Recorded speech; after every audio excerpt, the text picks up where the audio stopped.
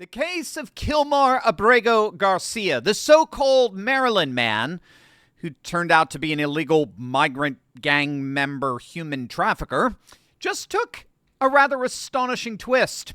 After a liberal judge ordered him released, as of this morning, he's been rearrested by ICE agents, and he's once again facing deportation, and you will not believe where he's about to end up. Stick with me to the very end of this video because I'm going to show you Trump's brilliant power play in all of this and why this is so much more than a single deportation story. This is about the effective end of the Democrats' weaponization of immigration. And illegal migrants like Garcia are about to learn what that end really means. Kilmar Abrego Garcia, the poster child of the Democrat resistance against Trump's America First border policies, is once again finding himself in some serious hot water. Now, as many of you know, Garcia was originally arrested back in March after finishing work at his job in Baltimore. A Department of Homeland Security agent stopped his car and informed him that his immigration status had changed due to allegations that he was a member of the street gang MS-13, which is now officially designated a terrorist organization. Garcia was initially detained in Baltimore and then transferred to a detention facility in Louisiana, moved to a facility in Texas, when he was then finally deported to his native El Salvador. Now, the legacy media decided that they would try to spin this into the notion that the Trump administration was illegally and wrongfully deporting U.S. citizens to foreign countries. And so this is where the Maryland man hoax was born. So Garcia, according to the legacy media, was just a humble, quiet, law-abiding Maryland man. He was a Maryland father. He was a green card holder.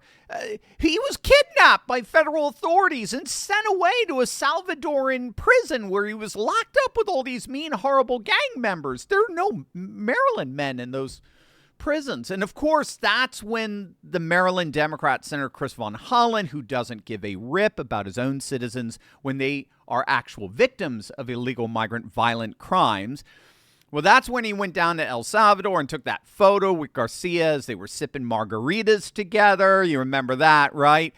And the senator was demanding the release of his Maryland constituent, this Maryland man, this Maryland father.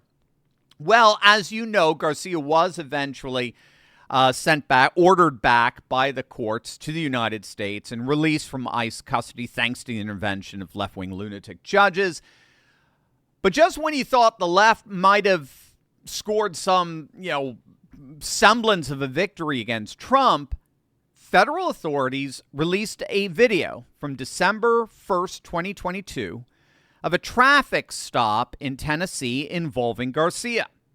And this is where Highway Patrol stopped Garcia for speeding, but what they soon found out inside his vehicle was a textbook human trafficking operation. 8 individuals with no luggage, all claiming the same home address, packed into Garcia's car like cargo.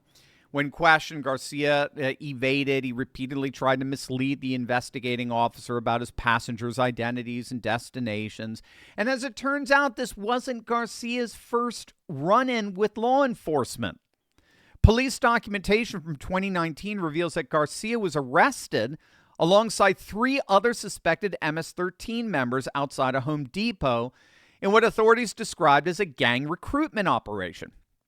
During that arrest, Garcia was wearing a Chicago Bulls hat, which police identified as MS-13 gang symbolism, and a hoodie featuring imagery of money covering eyes, ears, and mouth, classic gang messaging about silence and group loyalty.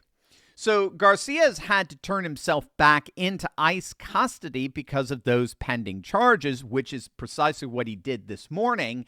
And now you will not believe where they're about to send him. This is going to blow you away. When I first wrote America Awakened, I truly believed I'd captured the full picture. The woke cultural collapse, the rise of the parallel economy, and the roadmap back to faith, family, and freedom. But in just the last few months, the landscape has shifted, and I realized there was more to say, much more.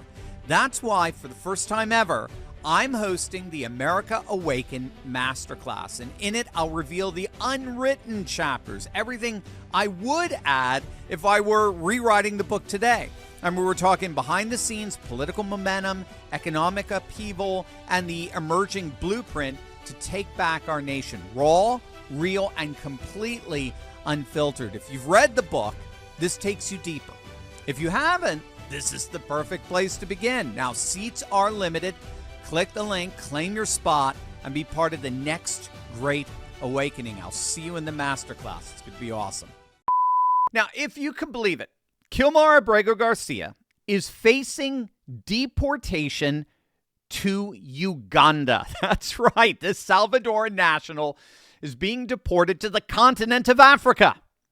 Now, this is happening for several strategic and legal reasons. First off, the Trump administration has negotiated new deportation agreements with several countries, including Uganda, but we also have Honduras, Rwanda, and they all accept deportees who cannot be returned to their home countries, but by law, they have to be deported. So this is what's known as third country deportations.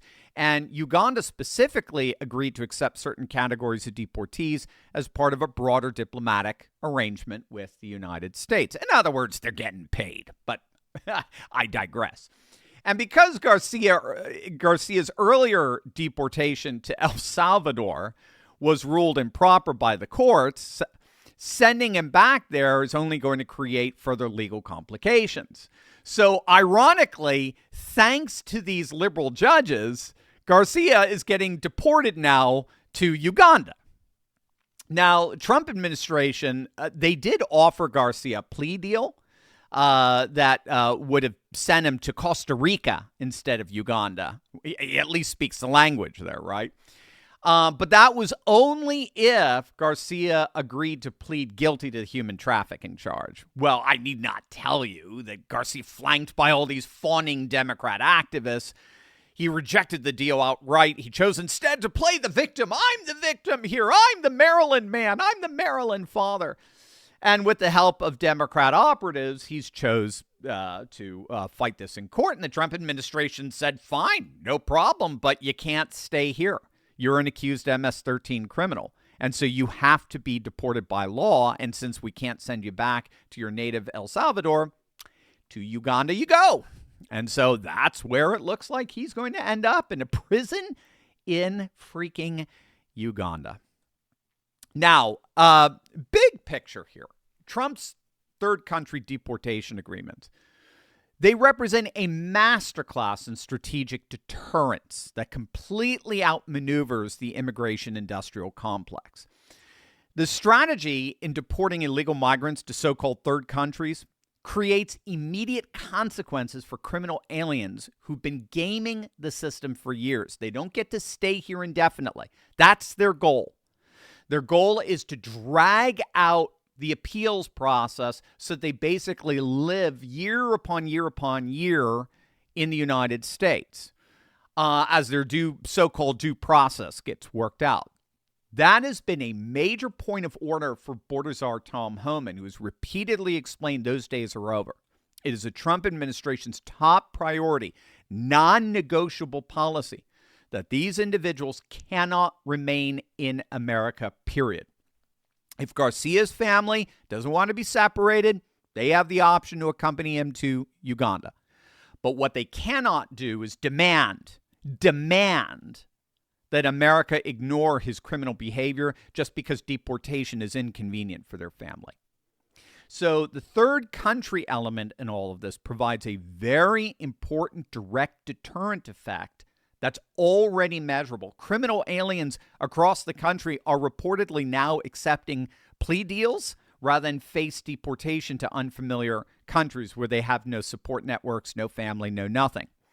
Moreover, Garcia's case exposes the entire immigration industrial complex really in one perfect example.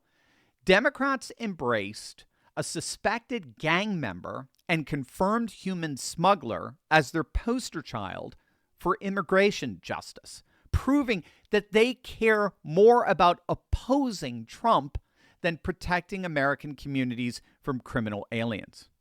Those days are now officially over. The Democrats' latest Maryland man fraud has come to a decisive end. It looks like Garcia will finally be deported to a place where, unfortunately for him, there are no margaritas.